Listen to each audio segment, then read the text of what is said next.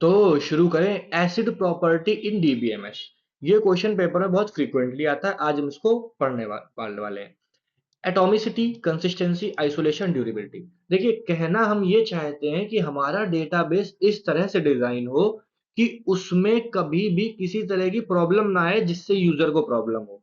अगर वो ये चारों चीजें फॉलो करेगा तो उसमें प्रॉब्लम नहीं आएगी।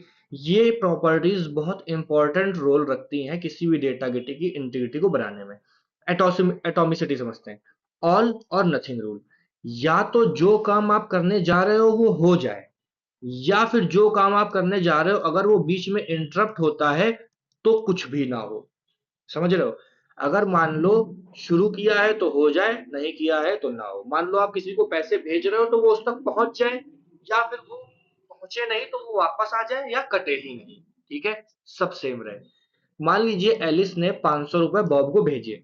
अब 500 रुपए एलिस के अकाउंट से कट गए और बॉब के अकाउंट में जाके जुड़ गए।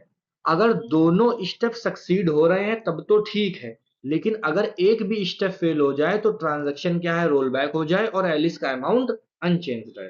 मतलब एलिस ने 500 को भेजे, बॉब के पास पहुंच गए तो ठीक, अगर नहीं पहुंचे तो एलिस के पास वापस आ जाए या कटे ही नहीं। ये हो गई आपकी एटॉमिसिटी स्टेट। ठीक है, जो जैसा है वैसा रहे, या तो पूरा हो या ना हो। फिर दूसरा आता है कंसिस्टेंसी, वैलिड स्टेट ओनली। इसमें क्या बोलता है कि मान लीजिए एलिस के पास 4,000 रुपए हैं, बॉब के पास 6,000 रुपए हैं, तो दोनों के टोटल मिला के कितने रुपए हो गए? $10,000 हो गए। अगर एलिस ने बॉब को $1,000 भेज दिया ट्रांजेक्शन के बाद, तो एलिस के पास कितने बचे? 3,000 बचे, क्योंकि 1,000 माइनस हो गए। बॉब के पास कितने बचे? 7,000 बन गए। मतलब फिर से अभी कितने हैं? $10,000 कंसिस्टेंट स्टेट है। मान लीजिए ऐसा हो कि एलिस ने 1,000 भेजे और बॉब के पास 1,000 पहुंचे या सिर्फ 500 ही पहुंचे, 500 गए नहीं, कुछ दिक्कत आ गई, और टोटल दोनों का अमाउंट क्या है? 9,500 या 10,500 हो गया। मतलब डेटाबेस इनकंसिस्टेंट हो गया। पहले दोनों के पास मिला के 10,000 थे, लेकिन ट्रांजैक्शन कंप्लीट होने के बाद दोनों के पास मिला के या तो 9,500 रह गए या 10,500 हो गए। तो ये क्या हो गया? इनवैलिड स्टेट हो गई। ये डेटाबेस जो है वो इनवैलिड स्टेट में चला गया। तो कंसिस्टेंसी के लिए क्या है? जैसी चीजें पहले मैनेज थी, बाद में किसी भी ट्रांजैक्शन बाद वैसी ही बनी रहे, कोई भी रूल वॉयलेट ना हो, एक वैलिड स्टेट दूसरे के साथ होल्ड रहे। ये हमारा होता है कंसिस्टेंसी। फिर हमारा आता है आइसोलेशन। ट्रांजैक्शन इंटरफेयर ना करे। एक साथ कई सारे लोग ट्रांजैक्शन कर रहे होते हैं, एक ट्रांजैक्शन दूसरे ट्रांजैक्शन से वो ना करे। मान लीजिए एलिस और बॉब हैं, दोनों $500 निकाल रहे हैं एक ही एटीएम से एक ही टाइम पे। इनिशियल अमाउंट 1,000 था। जब दोनों ट्रांजैक्शंस रन किए बिना आइसोलेशन के, तो हो सकता है बैंक सर्वर कंफ्यूज हो जाए और वो गलत माइनस प्लस कर दे सेम टाइम पे, अलग अलग जगह पे चलते हुए, सेम जगह पे चलते हुए। तो ये नहीं होना चाहिए। मान लीजिए अगर एक ने रुपए निकाले हैं तो उसके बाद में दूसरा ट्रांजैक्शन हो और उसके बाद वो टाइम टू टाइम माइनस हो। जैसे मान लीजिए 1,000 रुपए हैं, आपने 500 निकाले, 500 बचे, फिर 500 निकाले, 500 बचे। अगर आपने कहीं और से भी 500 निकाले तो इधर भी माइनस हो जाए।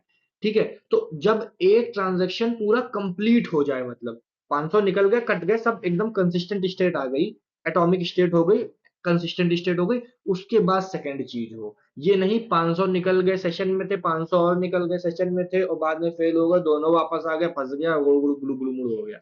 ऐसा नहीं होना चाहिए। ये आइसोलेशन होती है, एक दूसरे से ट्रांजैक्शन टकराए नहीं।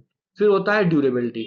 डेटा कभी भी लॉस्ट ना हो। अगर एक बार कोई ट्रांजैक्शन कमिट हो गया तो वो हमेशा के लिए सेव हो जाए। अगर सिस्टम क्रैश भी हो जाए ट्रांजैक्शन के टाइम पर, और अगर वो कमिट हो चुका है, मतलब वो चीज सेव हो चुकी है, तो फिर जैसे ही सर्वर सही हो वैसे ही वो रुपए वहां पे सेव हो जाए। अगर किसी ने किसी को ट्रांसफर किए हैं तो वो उसके पास चले जाए। लॉग्स और बैकअप्स के साथ डेटा हमेशा बैकअप में रहे। तो ये हमारी समरी टेबल थी और ये इसका कंक्लूजन था। मैं आपको इसके स्क्रीनशॉट ले लेने का मौका देता हूँ। आई होप सो आपको ऐसी प्रॉपर्टी समझ में आई होगी। Screenshot number 1, 2, 3, 4 and 5। तो फिर मिलते हैं अगले वीडियो में, तब तक के लिए thank you, have a nice